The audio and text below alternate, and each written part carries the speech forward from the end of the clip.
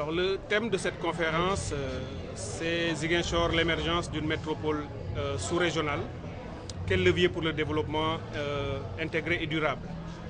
La conférence se tient dans un contexte où nous sommes en train de mener des réflexions sur la meilleure façon de construire le développement économique et social de la ville de Ziguinchor, de la Casamance de manière plus large, en considérant ce développement non pas seulement sous une optique nationale, mais sous l'angle de l'intégration ouest-africaine. Il y a trois éléments qui sont en train d'avoir une évolution parallèle en ce moment. C'est d'une part la mise en œuvre d'un plan sénégalais national qui est le plan Sénégal émergent. Deuxième élément, c'est le lancement du pôle de la Casamance, le pôle économique ou le pôle de développement de la Casamance. Et le troisième élément, qui est l'élément le plus englobant, ce sont toutes les évolutions récemment constatées sur l'accélération de l'intégration économique en Afrique de l'Ouest. Les chefs d'État de la CEDEAO ont adopté le tarif extérieur commun de la CEDEAO en octobre dernier et la région Afrique de l'Ouest est en train de faire des pas importants en matière d'intégration.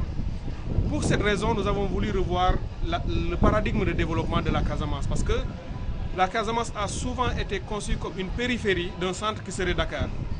Parce qu'on a mal posé la question du développement de cette région. Nous avons voulu venir avec un nouveau paradigme. C'est de dire que la Casamance est la région la plus intégrée dans l'espace sous-régional. Et lorsqu'on la considère comme ça, on ne peut plus parler d'enclavement. On parlerait plutôt d'intégration et de centralité par rapport à la CEDEAO. Si on considère la Gambie, la Guinée-Bissau et la population casamançaise, lorsqu'on considère les trois régions de Ziguinchor, de Kolda et de Sédhiou, nous sommes à peu près avec un marché autour de 5 millions d'habitants. Si on postule et qu'on anticipe, on fait de la prospective, dans les 5 à 10 ans à venir, toute l'Afrique de l'Ouest aura les mêmes politiques en matière commerciale, en matière agricole, en matière monétaire, en matière de services. Cela nous donne une place naturelle. Et si nous valorisons les ressources qui existent dans cette région, cela fera de la région la métropole sous-régionale naturellement. Mais pour le faire, il faut agir sur un certain nombre de leviers. Le premier levier que nous avons identifié porte sur le levier des services financiers. Il s'agit, de notre point de vue, de faire de la ville de Ziguinchor une plateforme sous-régionale pour les services financiers. C'est-à-dire les banques, les assurances et toutes les institutions de financement pourront s'installer dans cette ville parce que la ville a relativement plus d'infrastructures que les autres villes limitrophes ou frontalières de Gambie et de Guinée-Bissau et que ces deux pays pourront venir faire leurs transactions à Ziguinchor qui sera le hub des services financiers. Et il y a déjà un point de départ, il y a une infrastructure bancaire qui se met en place que l'État doit accompagner avec des politiques incitatives pour que les banques financent réellement le développement de la ville, mais aussi au-delà les deux autres pays limitrophes. Le deuxième levier qui nous paraît important est le levier des services d'éducation et de santé. Ziguinchor peut aussi être une plateforme pour l'éducation. Il y a des étudiants guinéens, bissau-guinéens qui sont déjà à Ziguinchor pour leurs études. On peut faire en sorte qu'il y en ait de plus en plus qui viennent non seulement pour apprendre le français, mais aussi pour la formation professionnelle dans la ville. Parce qu'une bonne présence de ces étudiants-là peut aussi avoir un effet important sur l'immobilier de la ville, etc. Mais les Gambiens aussi peuvent, avec de bons partenariats avec l'université de Ziguinchor, venir s'installer, faire des formations, partager avec les Ziguinchorois et faire de cette ville une plateforme de services, de santé et d'éducation, de façon à ce que les Bissau-Guinéens qui ont les moyens, lorsque l'infrastructure sanitaire sera performante à Ziguinchor, qu'il y ait de bonnes cliniques, de bonnes infrastructures, y compris privées, et de l'équipement, qu'ils n'aillent pas à Dakar ou à Lisbonne, mais qu'ils viennent se soigner à Ziguinchor. Le troisième levier, c'est le levier du tourisme et de l'artisanat. Cette région est parmi les plus belles au monde.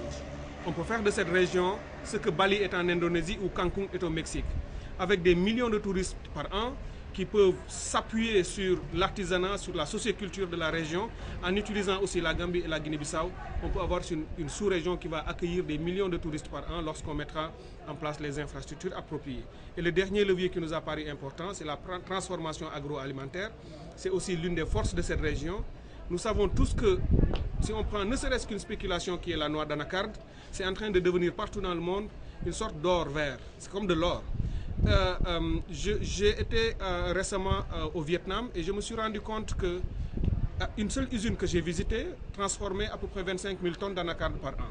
Faisait un chiffre d'affaires de 15 millions de dollars avec 1 millier d'emplois. Il nous a expliqué, le chef de cette entreprise, que sur les 25 000 tonnes, les 20 000 tonnes venaient de la Casamance et de la Guinée-Bissau. Acheté par les Indiens et vendu, il l'a acheté, il ne vient même pas lui-même en Casamance, il l'achète sur le marché international chez les Indiens, etc. Alors je me suis dit, alors chaque emploi qu'il crée dans son entreprise est un emploi que nous avons perdu chez nous. L'anacarde est un produit qui est en train de se développer. C'est dans cette région, on a fait à peu près 40 000 tonnes, 40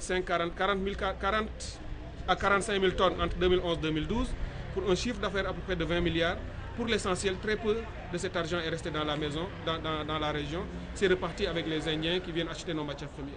Je crois qu'avec un peu d'effort de notre gouvernement et du secteur privé, on peut inverser cette tendance et faire en sorte que les transformations se fassent sur place, parce qu'il suffit de mettre peut-être 2 unités performantes qui produisent sur l'essentiel de la chaîne de transformation jusqu'à un produit fini avec de bons emballages à exporter sur le marché international. Ça peut nous créer facilement des milliers d'emplois sans sortir de cette région en articulant le reste. Je crois que ça peut vraiment être un levier de transformation. Aujourd'hui, comment comptez-vous gagner la bataille? Comment comptez-vous accélérer la cadence pour gagner cette bataille économique, je veux dire la bataille du développement économique de la région? D'abord en nous appuyant sur une conviction qui est forte. Nous n'avons pas voulu reproduire le discours ambiant. On parle de Ziguinchor et de la Casamance qu'en termes de conflit, qu'en termes de braquage de routes, qu'en termes d'insécurité. Nous voulons déconstruire cette vision de la région. Cette ville fonctionne. Ceux qui y vivent depuis toujours savent que la ville fonctionne. On y fait du business. D'ailleurs, les Indiens, comme je l'ai dit tout à l'heure, ils le savent tellement bien qu'ils ne se disent pas que c'est de l'insécurité, ils ne viennent pas. Ils viennent avec des milliards pour acheter de la noix d'anacarde. Si on change la perspective, on comprendra qu'en faisant le développement, on amène la paix. Le contraire n'est pas vrai. On ne va pas attendre de dire tout est stable, plus rien, aucun problème ne se trouve nulle part pour dire qu'on fait du développement. On fait du développement et ça règle les problèmes. Pour nous, c'est ça la base essentielle. Maintenant, pour que tous ces leviers soient mis en œuvre, soient activés, il faut une implication des populations de Ziguinchor. Le développement ne se fera pas par ceux qui viendront de Dakar ni qui viendront d'ailleurs. C'est de cette ville que ça partira. Il y a de l'expertise, il y a de l'envie. Il faut que l'État du Sénégal vienne faire les investissements massifs. J'ai dit tout à l'heure que quand l'État a voulu transformer Dakar du point de vue des infrastructures, sur une année, on a transformé Dakar avec les échangeurs et les ponts et les routes et les autoroutes. Il suffit que l'État ait cette volonté politique réelle et ne pas sombrer dans la politique politicienne. On n'en est plus là. Les pays qui avancent, ils savent faire de la politique quand il le faut, mais quand on parle de développement, on met la politique de côté et tout le monde se met autour de l'essentiel pour qu'ensemble on construise. L'État doit faire investir massivement dans les infrastructures de la ville, les routes, les ponts. Il y a déjà beaucoup de projets qu'on a identifiés, mais je crois qu'il faut s'appuyer sur les initiatives locales ici dans la ville et comprendre que la région est assez différente des autres et tous les projets doivent être gérés par des gens qui ont de la compétence et de la vertu. On ne doit pas nommer dans ces projets, dans la ville de Ziguinchor, ni ailleurs d'ailleurs, des gens qui, juste parce que sur des raisons politiciennes, il faut mettre les compétences qu'il faut pour que les projets atteignent leurs objectifs, pour que l'argent ne soit pas jeté à la fenêtre. Si on le fait, je crois que dans les années à venir, on peut voir beaucoup de transformations dans Ziguinchor.